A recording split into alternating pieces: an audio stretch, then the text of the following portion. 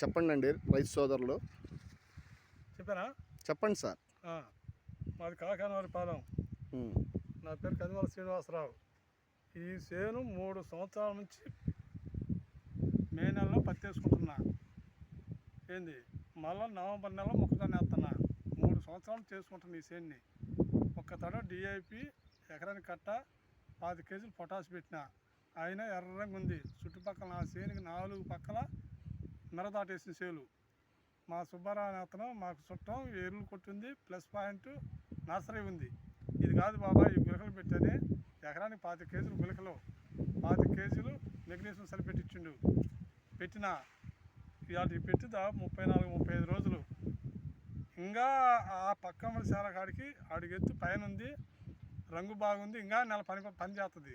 అందుకు కాబట్టి పత్తికి కానీ, మిరప తోటకు కానీ, వరికి